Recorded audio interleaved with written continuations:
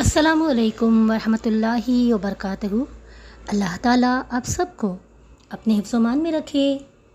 آج کی کہانی ایک ایسی ماں سے متعلق ہے جو مرتے مرتے بھی اپنے بیٹے کے لیے فکر مند تھی اور ڈاکٹر سے کہہ رہی تھی، ڈاکٹر صاحب میرے بیٹے کو مت ڈانٹیں۔ آئیے اس کہانی کو مکمل طور پر جانتے ہیں۔ احمد اپنے ماں باپ کا اکلوتا بیٹا تھا۔ کالج کے بعد جب یونیورسٹی میں داخل ہوا تو باپ کی معمولی تنخواہ اس کے اخراجات پورے کرنے سے قاصر تھی۔ ماں کو وراثت میں 6 مرلے کا ایک پلاٹ ملا تھا۔ اس کے کاغذات اپنے بیٹے کے حوالے کرتے ہوئے کہا، میرا بچہ پڑھ لکھ کر افسر بنے گا تو ایسے کئی پلاٹ خریدے گا۔ چل میرا بچہ یہ پلاٹ بیچ کر اپنے تعلیمی اخراجات پورے کر۔ اس طرح اس کی پڑھائی کا سلسلہ جاری رہا۔ یونیورسٹی سے فراغت کے بعد اسے اچھی سی جاب بھی ملی۔ یوں خاندان کے پورے دن ختم ہو گئے۔ چند عرصے بعد ماں باپ کی یہ خوشی اس وقت عارضی ثابت ہوئی جب پسند کی شادی کے بعد اس نے اپنے ماں باپ کو باپ کی کل پینشن یعنی 8,000 روپے کے رحم و کرم پر چھوڑ کر اپنا ایک الگ گھر بسا لیا۔ اس کے اپنے گھر میں گاڑی سے لے کر ایئر کنڈیشن تک کی ہر سہولت میسر تھی، جبکہ دوسری جانب اس کی ماں بیماری کی وجہ سے بستر سے لگ کر رہ گئی تھی۔ باپ روزانہ آدھا گھنٹہ پیدل چل کر حکیم صاحب سے اس کے لیے تازہ دوا لے کر آتا، جبکہ باقی وقت لوڈ شیڈنگ کی وجہ سے دیسی پنکھے سے اپنی بیوی کے پسینے پوچھنے کی ناکام کوشش میں مصروف رہتا۔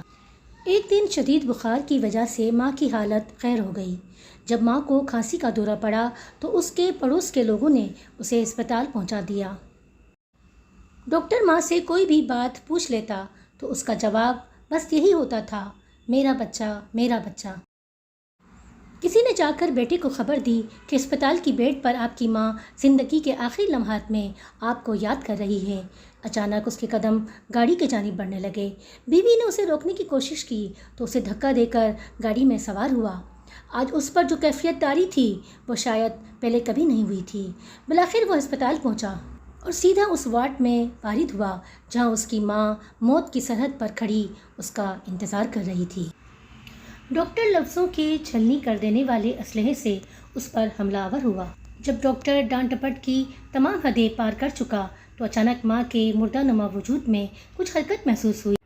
اس نے کانپتے ہوئے ہاتھوں کے ساتھ ڈاکٹر کا ہاتھ پکڑا اور اس کے لرزتے ہوئے ہونٹوں نے زندگی کے آخری الفاظ ادا کیے، تم میرے بچے کو کیوں ڈانٹتے ہو؟